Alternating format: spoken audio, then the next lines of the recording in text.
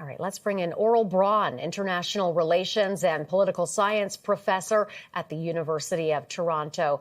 Professor, welcome. Now, with Antony Blinken in Israel, would you agree with assessments that there is cautious optimism for progress in this latest round of ceasefire talks? There is some optimism, particularly on the American side. But of course, in any kind of agreement, the details are absolutely crucial.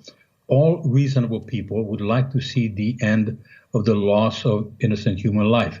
The loss of innocent human life on either side is an equal tragedy.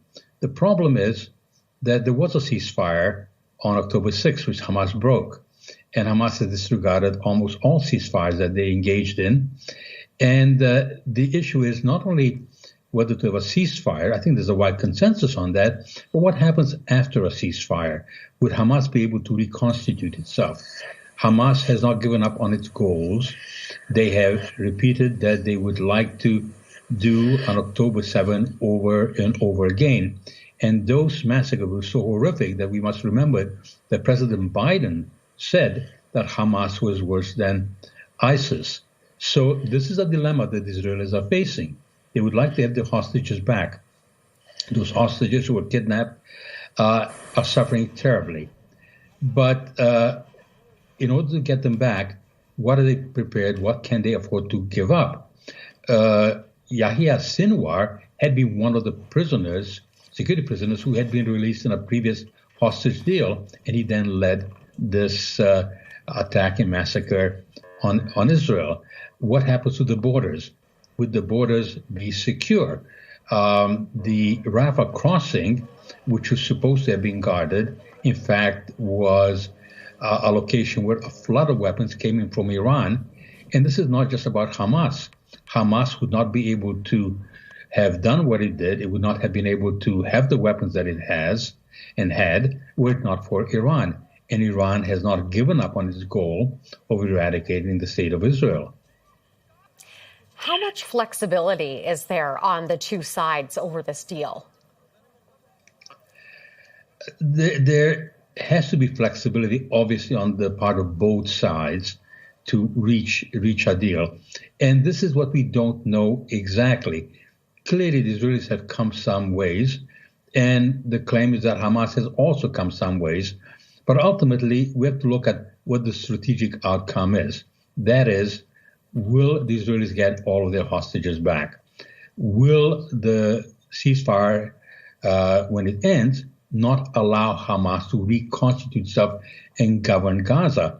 After all, 5 of the main democratic states had said that Hamas was not only a catastrophe for Israel, but it was also a disaster for the Palestinian people in Gaza, that they brought nothing but bloodshed and terrorism. So at the end of the day, those strategic goals have to be centered. And at the same time, you have to solve this dilemma that those hostages may not be alive much longer unless a deal is reached. And as the conflict continues, of course, more people die. And that is something that all reasonable people would like to see come to an end. But there are no easy solutions. And this is why we have had so many of these talks, and we have seen optimism before, only for it to evaporate when it came down to crucial details. Mm-hmm. What could a potential ceasefire mean for Netanyahu politically? It's been said that keeping the war going is in his interest. It has been said that is the case, and we don't know. It may indeed be the case, but there's enormous pressure on Netanyahu. There are vast demonstrations inside Israel to reach some kind of ceasefire, to get the hostages back. And I think that he has to look in a number of directions. As any politician, undoubtedly he does look to his political future. But at the same time, he is also someone who's keenly aware of history, and he wants to have his place in history. And that is that he would like to see some kind of agreement where Israel is not again in danger. So it is not an easy position, and it is so facile sometimes to just say, well, it's a politician trying to hang on. But there may be more to that, because anyone who is the leader of any democratic country would not want to put their people in a position where they would face the kind of attacks and massacres that were perpetrated by Hamas on October 7, that any country would wish to ensure does not recur. Right. All right. That is our time. Aurel Braun, International Relations and Political Science Professor with the University of Toronto. Thank you, as always, for taking the time for us. Thank you.